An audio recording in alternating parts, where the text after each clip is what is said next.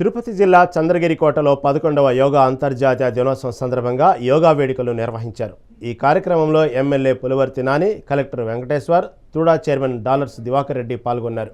ఈ సందర్భంగా మే 21వ తేదీ నుంచి నెల రోజుల పాటు ప్రముఖ ప్రాంతాల్లో యోగా వేడుకలు జరగనున్నాయని తెలిపారు. మన పూర్వీకుల నుంచి వస్తున్న వారసత్వ సంపద యోగా అని వెల్లడించారు.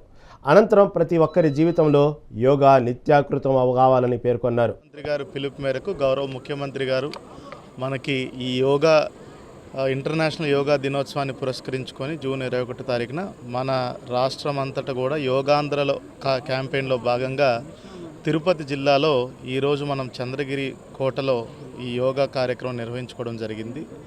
గౌరవ ముఖ్యమంత్రి గారు మే 21 నుంచి జూన్ 21 వరకు కూడా ఈ నెల రోజుల పాటు అంత రాష్ట్ర వ్యాప్తంగా జిల్లా వ్యాప్తంగా యోగాని ప్రతి ఇంటి తీసుకెళ్ళి వాళ్ళని ట్రైన్ చేసి అవేర్నెస్ కల్పించి తద్వారా వాళ్ళ దినచర్యలో భాగంగా యోగా నిర్వీప్యం చేయాలనే ఉద్దేశం ఒకటి ఉంది. దాంట్లో భాగంగానే మనం ఇప్పటికే జిల్లా వ్యాప్తంగా కూడా యోగా కార్యక్రమాలు నిర్వహిస్తున్నాము.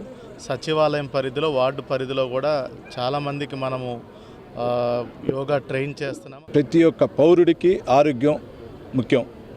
మనం మందులు వాడుతూ హెల్త్ పాడు చేసుకునే బదులు యోగా చేసుకుంటే కొన్ని రెమెడీల వల్ల వాళ్ళ యొక్క హెల్త్ బాగుంటుందన్న ఉద్దేశంతో మన ప్రధానమంత్రి మోడీ గారు నాయకత్వంలో మన ఎన్డీఏ కుటుంబంలో మన పెద్ద ఆయన సీఎం గారు అయినటువంటి చంద్రబాబు నాయుడు గారు, డిప్యూటీ సీఎం గారు అయినటువంటి పవన్ కళ్యాణ్ గారు, ఐటీ శాఖ మంత్రులు నారా లోకేష్ బాబు గారు అందరూ దీంతో దృఢ సంకల్పంతో కూడా ఈరోజు పోతున్నాం. మేమందరూ కూడా దానిలో భాగంగా ఈరోజు చంద్రగిరి కోర్టులో పెట్టడం కూడా మాకు చంద్రగిరి నియోజకవర్గం ప్రజల తరఫున కూడా కలెక్టర్ గారికి కానీ, ఆర్ కాలేజ్ డిపార్ట్మెంట్ వారికి కానీ